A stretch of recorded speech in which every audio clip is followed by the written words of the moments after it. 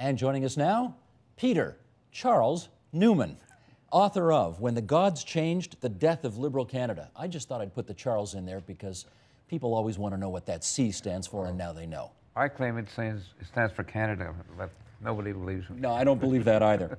I basically want to break up our discussion into two parts. I want to know, essentially, how much Michael Ignatieff is responsible for the state of the Liberal Party of Canada today, and how much of it predates him. So that's essentially how we're going to handle this. And I want to let's start with him. As you looked at the state of the Liberals today, how problematic was it that this party had a leader in Ignatieff who was 34 years abroad, became a member of Parliament in 2006, and literally 74 days later started running for leader? Well, it was really shorter than that. His decision to do it was 5 days after he became a member of Parliament. So it was, we can't believe that it was thought through. And in fact, I think I'm right that in saying that at that point in time, he only knew 3 Liberals by their first names. What do you mean, 3 Liberals in the whole country? Yes, the people who recruited him. The guys who went to Boston to find him? That's right. You don't think he knew any other Liberals? Well, once the process started, of course, he met all kinds of them, but at the moment that he made his decision to come, he was only known to 3 people. And those 3 people all worked for John Manley. He was their candidate for leader. And when he imploded, they had nowhere to go. So they looked at his CV and said, that's our man. And that's how much research went into it. Well, just let's remember here, the 3 guys I think are Alfred Apps, the soon-to-be no longer president, Ian Davey, whose father, Senator Keith Davey, was a legend in the party, and Dan Brock. Yes. They're the guys who went to Harvard to recruit him. That's right. And, and I have to admit that at the time I thought, hey, this is great, because I didn't know him, but I had read a lot of his books and I was impressed. And I was partly impressed because he was a very good writer. As I told my wife, I thought, this is the first time I've written about somebody who's a better writer than I am. And so I thought, hey, this is a good idea. Very quickly realized that it wasn't a good idea. What could you point at initially to say this is not a good idea? Well, the interviews we had, I got the first long interview with him when he was still in Etobicoke in his constituency office. And at the time that I recorded it, I thought it was very interesting. And then when I read it, read the transcript, he didn't say anything. It was beautifully said, but in terms of focusing on what he was going to do as MP or leader, there was nothing there. Why do you think there was nothing there? Because it was generalities. I think that someone who is being hired for his ideas should be expressing ideas. And he expressed generalities.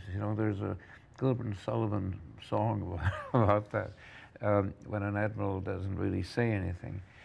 He talks, but he doesn't say anything. And I had that feeling when I was reading the transcript. And I thought, this is going to be very, very difficult, because he's going to raise expectations so high that people will, well, in the parlance of the moment, he's another Trudeau. Well, he was never another Trudeau, because Trudeau's main characteristics was not his intellect, but his strength. And in this big country, we want a strong person in the middle, and Ignatieff never, ever expressed the slightest evidence that he had strength, that now, do you expect strength from an intellectual? Not really. Well, hang on, is that fair? Because he did say, I've been a spectator my whole life, and I now want some responsibility. I've had enough of watching. I want to start doing and deciding. I mean, that's a guy, you would think, who sounds like he's ready for prime time. Well, you'd think, but he had written 17 books, and full of ideas, full of really good ideas. And none of them came forward to apply to his new incarnation.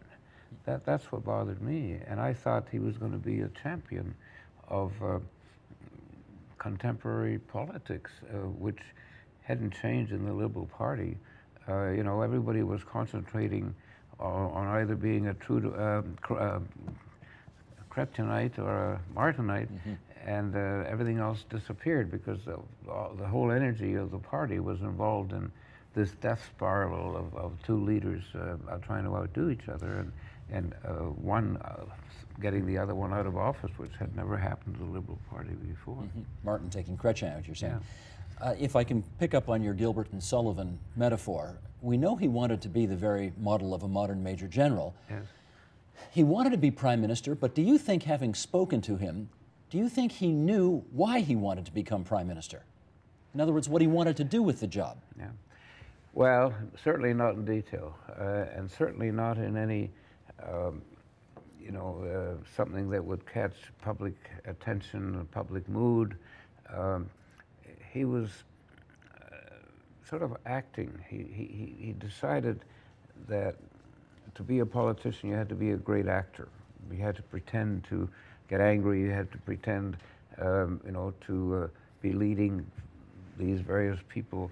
I think he said once, once you can fake righteous indignation in question period, you got it made. That's exactly, yeah. And he did fake it, and people could tell.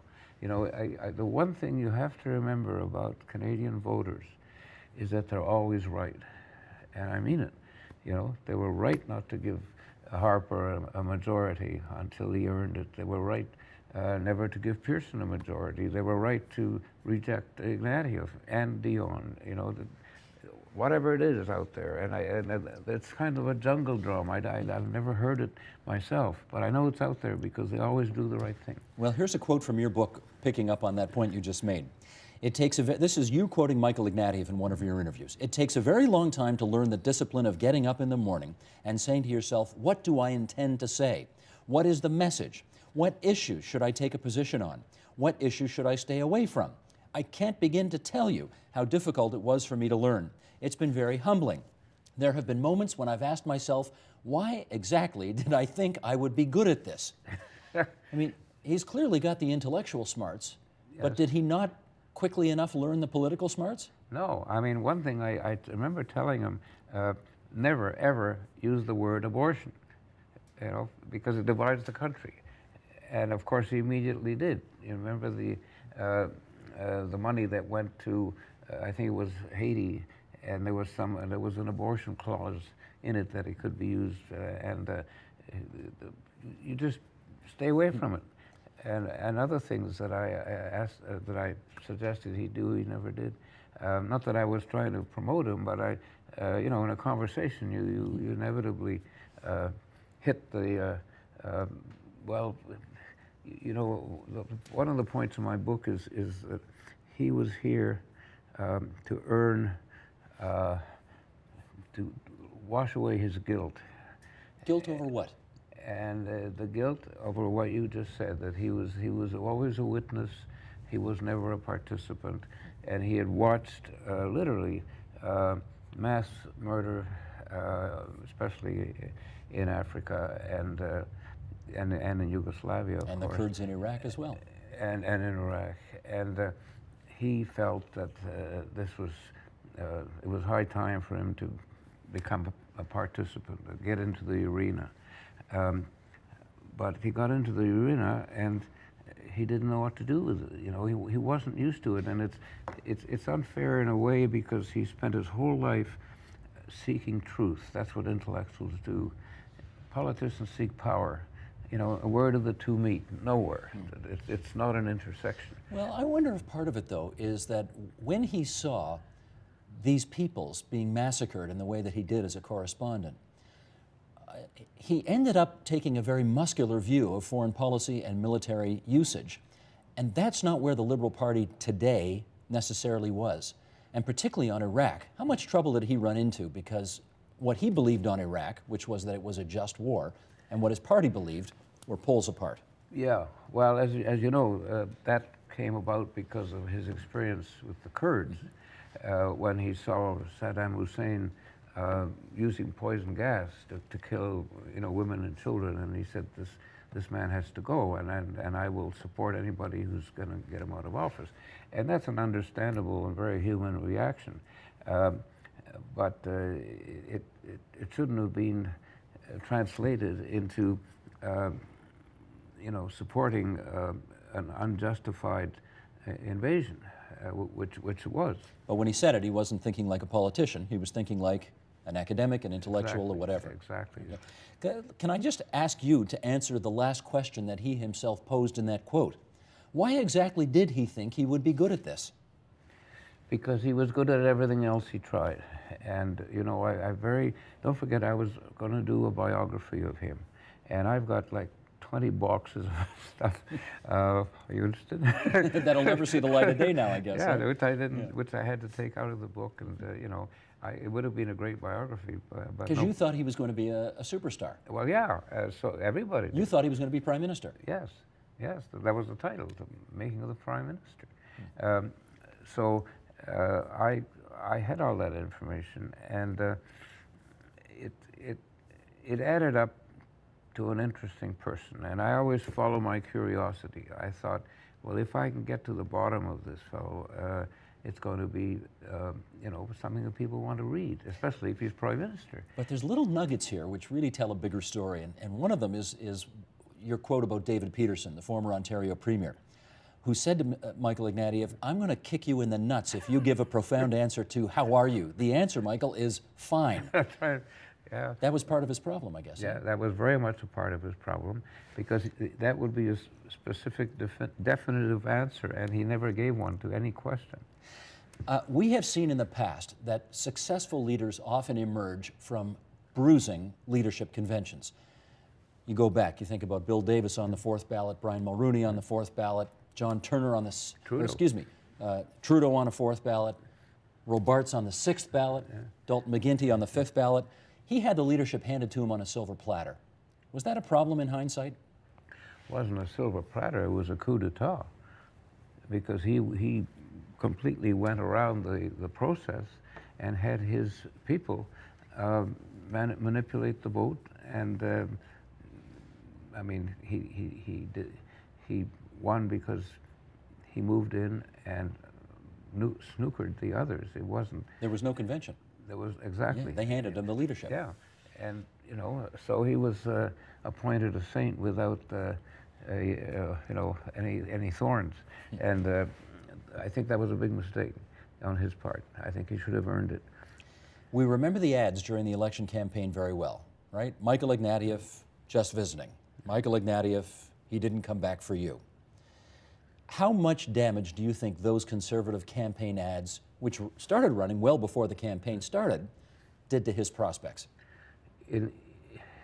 Incalculable damage, because the Liberals didn't answer the ads, and what happened was that the public image of the man was formed by the attack ads. People forgot the source, but got the message that he was there only for himself, and on and on. And one of the revelations in my book was that, in fact, they did have the money to answer. They had $23 million. So why didn't they? Because of the liberal infrastructure was so unmovable and so dug into place that all the money went to commissions and study groups and all kinds of regional offices, You know party people reject that interpretation, right? Well, I can prove it. And, it was true. And in fact, they collected $5 million during the campaign, and that went to all those. So they had enough money for 200 ads, while Harper had, I think, 6,000, attack ads. So what was the thinking? Hold our fire until the election actually starts? No, I don't think they. Well, I don't think they did much thinking. because that would the natural thing would have been now to close all that down and to answer the attack ads, because they could be answered quite easily. Okay, having said that, was the Michael Ignatieff-led Liberal campaign in the last election so egregious to be worthy of only 34 seats?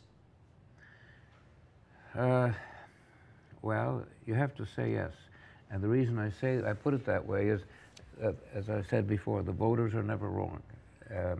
And they could... Yeah, but Hugh Siegel once said the voters are never wrong, but occasionally they're excessive. Were they excessive this time? Well, maybe. But the fact is that he couldn't organize any support in the party. And I was on the bus when he went across the country. And That summer tour. yeah, and everybody thought he was doing very well, including me. He was doing well.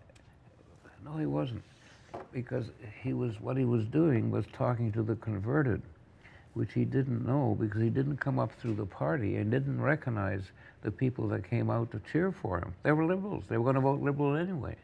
So he didn't convert anybody, which is why the total never moved.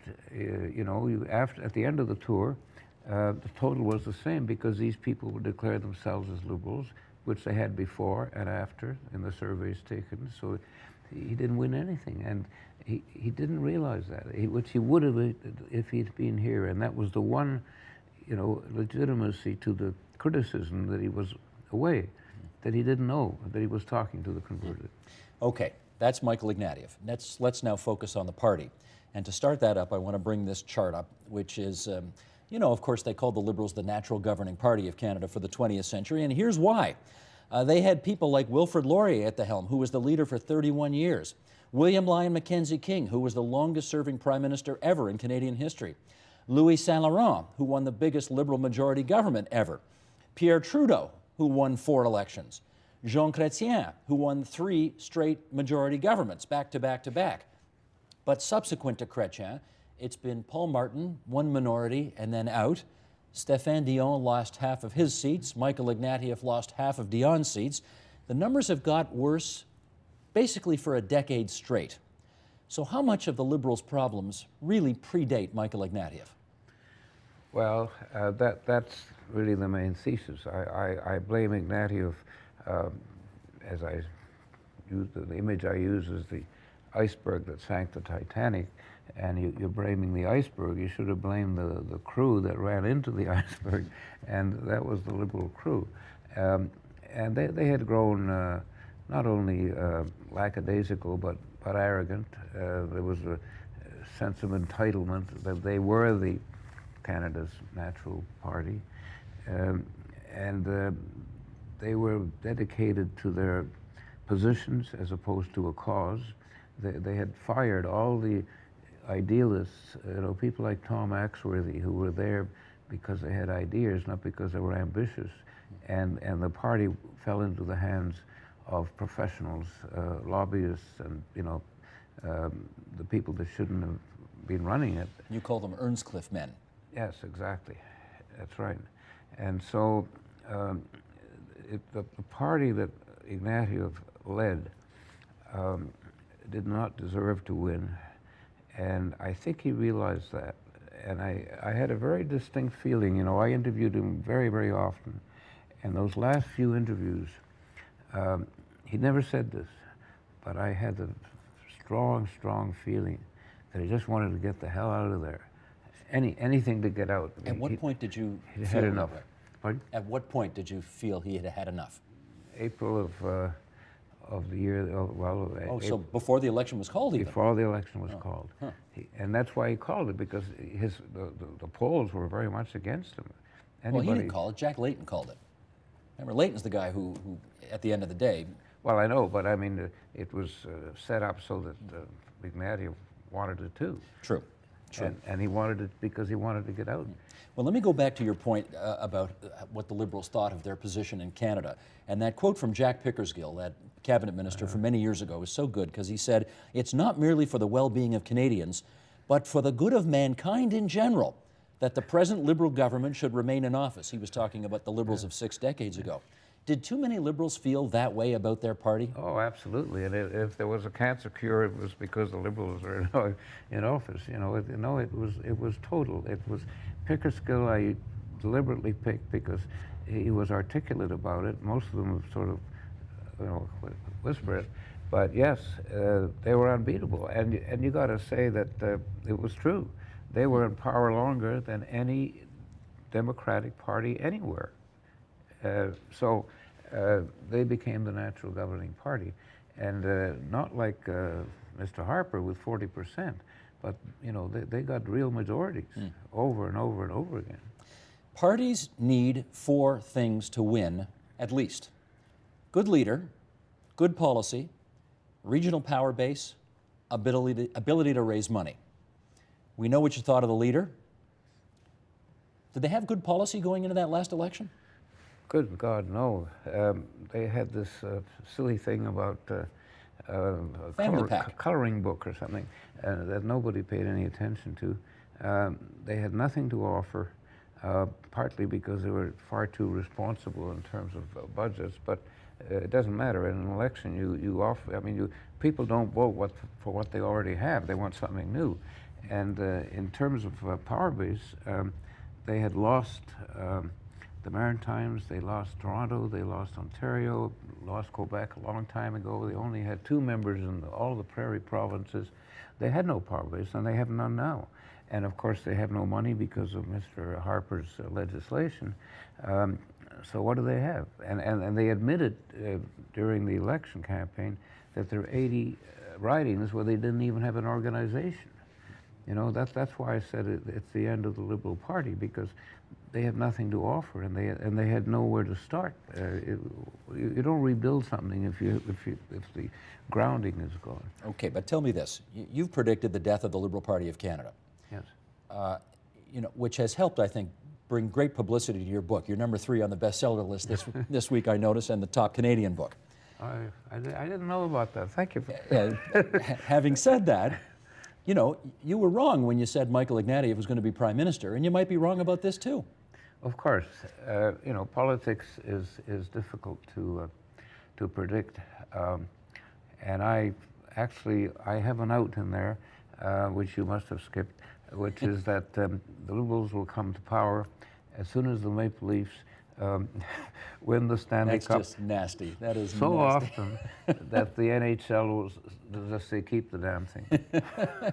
Well, would you, admittedly, on your checklist, they don't appear to have an ability to raise money now. They don't appear to have a regional power base anymore. But they do have a guy who's got the job right now who seems to be doing better.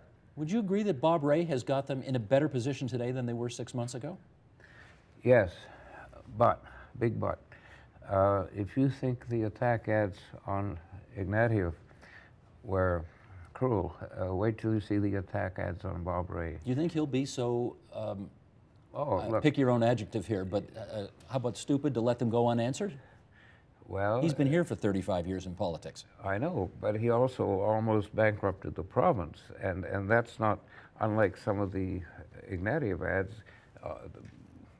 The criticisms of Rae are real, and they can be proven to be real. I don't think Harper won't use them. Do you think those would be influential, given that most of the bad stuff you want to say about Bob Rae is 20 years old? Does that matter today? I think so, yeah. Well, they're very good at presenting these things. I mean, the Ignatieff attack ads were like 50% fiction, but they were presented in a way that was very credible, and they worked. So you don't think he's the guy? No, I don't. Is there a guy out there, and I mean that, generically, is there a man or woman out there that you think could lead this party back? Well, he hasn't emerged, he or she hasn't emerged yet, but there has to be.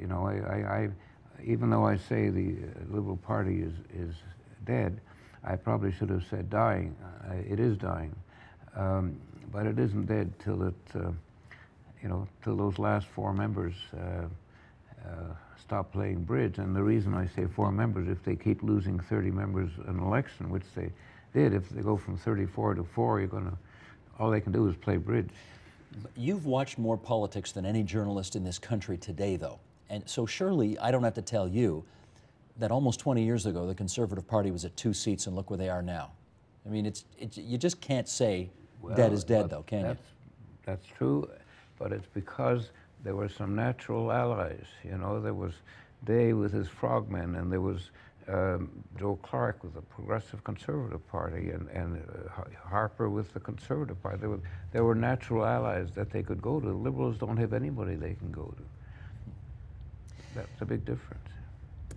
It's great to have you in here. Thank you. Thank you very much. Peter C. Newman, When the Gods Change, The Death of Liberal Canada. Well, Steve, it's been a real pleasure. Thank you very much. Thanks for coming on with us.